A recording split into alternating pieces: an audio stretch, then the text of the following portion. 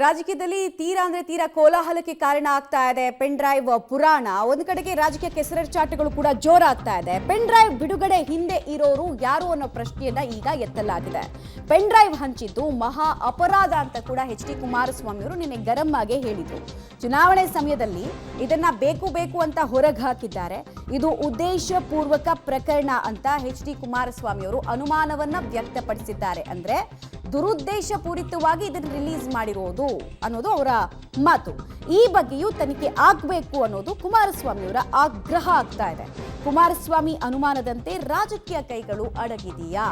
ಒಂದಷ್ಟು ಸೋಷಿಯಲ್ ಮೀಡಿಯಾದಲ್ಲಿ ಫೋಟೋಸ್ ಕೂಡ ವೈರಲ್ ಆಗ್ತಾ ಇದೆ. ಇವರು ಹಂಚಿದ್ದು ಇವ್ರ ಜೊತೆಗಿದ್ದವ್ರು ನೋಡಿ ಇಂಥ ಪಾರ್ಟಿಗೆ ಸೇರಿದವರು ಅಂತೆಲ್ಲ. ಸೊ ಅದೇ ಅನುಮಾನವನ್ನ ವ್ಯಕ್ತಪಡಿಸ್ತಾ ಇದ್ದಾರೆ, ರೇಸ್ ಮಾಡ್ತಾ ಇದ್ದಾರೆ ಕುಮಾರಸ್ವಾಮಿ ಅವರು. ಈ ವಿಚಾರದಲ್ಲಿ ರಾಜಕೀಯ ಸಮರ ಇನ್ನೊಂದು ಹಂತವನ್ನ ತಲುಪುತ್ತಾ, ಕಲಹ ಇನ್ನೂ ಜಾಸ್ತಿ ಆಗುತ್ತಾ ಅನ್ನೋದು ಕುತೂಹಲಕ್ಕೆ ಕಾರಣ ಆಗ್ತಾ ಇರುವಂತಹ ವಿಚಾರ ಆಗ್ತಾ ಇದೆ. ಸಹಜವಾಗಿ ತೀರಾ ಬ್ಯಾಕ್ ಫೂಟಿಗೆ ತಳ್ಳಲ್ಪಟ್ಟಿದೆ ಜೆಡಿಎಸ್.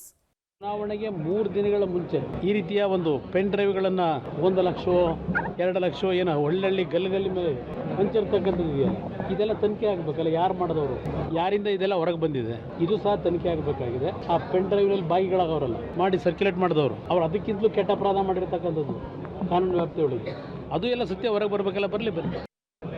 ಪೆನ್ ಡ್ರೈವ್ ನಲ್ಲಿ ಇದ್ದವರದ್ದು ಎಷ್ಟು ತಪ್ಪಿದೆಯೋ ಹಾಗೆ ಪೆನ್ ಡ್ರೈವ್ ಹಂಚಿದವರದ್ದು ಕೂಡ ಉದ್ದೇಶ ಏನ್ ಸಾಫ್ ಆಗಿರಲ್ಲ, ಏನ್ ಸರಿಯಾಗಿರಲ್ಲ. ಸೊ ಅವರ ವಿರುದ್ಧ ಕೂಡ ಕ್ರಮ ಆಗಬೇಕು. ಹಾಗೆ ಆ ನೆಟ್ವರ್ಕ್ ನ ಜೊತೆಗೆ ಇರುವಂತಹ ರಾಜಕಾರಣಿಗಳು ಯಾರು ಅನ್ನೋದು ಗೊತ್ತಾಗಬೇಕು ಜನರಿಗೆ ಅನ್ನೋದನ್ನ ಬಯಸ್ತಾ ಇದ್ದಾರೆ ಕುಮಾರಸ್ವಾಮಿ ಅವರು. ಸೊ ಇದಕ್ಕೆ ಉತ್ತರ ಸಿಗುತ್ತಾ ಅನ್ನೋದು ಪ್ರಶ್ನೆ, ಅಥವಾ ಇದಕ್ಕೆ ಉತ್ತರ ಕೊಡೋ ನಿಟ್ಟಿನಲ್ಲಿ ಜೆಡಿಎಸ್ ನವರೇ ಯಾವ್ದಾದ್ರು ಫೋಟೋ ವಿಡಿಯೋಗಳನ್ನ ವೈರಲ್ ಮಾಡ್ತಾರೆ ಅನ್ನೋದು ಕುತೂಹಲ ಕಾರಣ ಆಗ್ತದೆ.